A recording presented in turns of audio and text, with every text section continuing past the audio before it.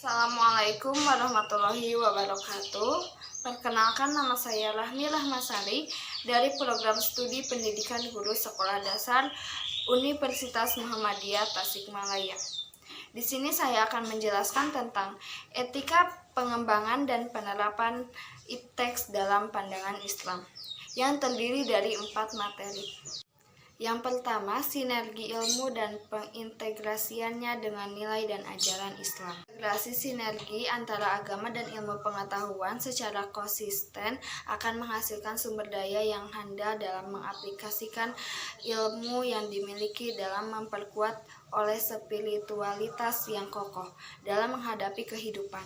Islam tidak lagi dianggap sebagai agama yang kolot, melainkan sebuah kebutuhan untuk mengaktualisasikan diri dari berbagai bidang kehidupan dan sebagai fasilitas untuk perkembangan ilmu dan teknologi.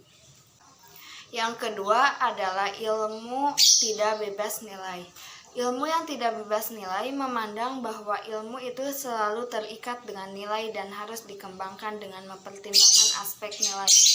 Perkembangan nilai tidak lepas dari nilai-nilai ekonomi, sosial, religius, dan nilai-nilai yang lainnya.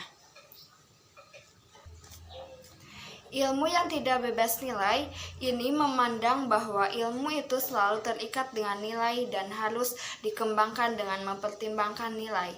Ilmu jelas tidak mungkin bisa terlepas dari nilai-nilai kepentingan baik politik, ekonomi, sosial, keagamaan, dan lingkungan, dan sebagainya. 3. Ilmu bebas nilai. Ilmu bebas nilai dalam bahasa Inggris sering disebut dengan philosophy, yang menyatakan bahwa ilmu dan teknologi adalah bersifat otonom.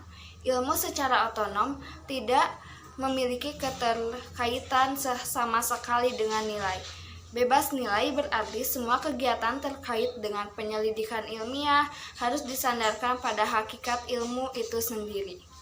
Ilmu menolak campur tangan faktor eksternal yang tidak secara hakiki menentukan ilmu itu sendiri.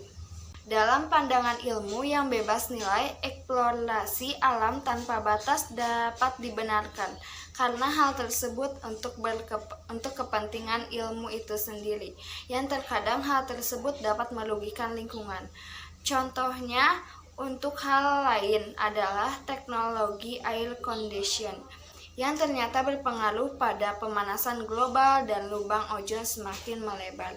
Tetapi ilmu pembuatan dan alat pendingin ruangan ini semata untuk pengembangan teknologi itu dengan tanpa memperdulikan dampak yang ditimbulkan pada lingkungan sekitar. Setidaknya ada problem nilai ekologis dalam ilmu tersebut, tetapi ilmu bebas nilai menganggap nilai ekologis tersebut menghambat perkembangan ilmu. Yang keempat, perlunya akhlak Islam dalam penerapan ipteks. Kemajuan ilmu pengetahuan teknologi dan seni dunia yang kini dipimpin oleh peradaban barat 1 abad terakhir ini mencengangkan banyak orang dari berbagai penjuru dunia. Kesejahteraan dan kemakmuran material yang dihasilkan oleh perkembangan ipteks modern membuat orang lain mengagumi dan meniru-niru gaya hidup peradaban barat tanpa dibarengi sikap kita terhadap segala dampak negatif yang diakibatkannya. Pandangan Islam sangat memperhatikan pentingnya ilmu pengetahuan, teknologi, dan seni dalam kehidupan umat manusia. Martabat manusia di samping ditentukan oleh peribadahannya kepada Allah, juga ditentukan oleh kemampuan mengembangkan ilmu pengetahuan, teknologi, dan seni. Islam sangat mendukung umatnya untuk melakukan research atau bereksperimen dalam apapun, termasuk dalam ipteks bagi Islam. Ipteks adalah termasuk ayat-ayat Allah yang perlu digali dan dicari keberadaannya. Dalam Quran Surat Yunus ayat 101 dijelaskan bahwa katakanlah Muhammad, lakukanlah nazar penelitian dengan menggunakan metode ilmiah mengenai apa yang di langit dan di bumi. Penjelasan dari saya, mohon maaf apabila banyak kekurangan. Wassalamualaikum warahmatullahi wabarakatuh.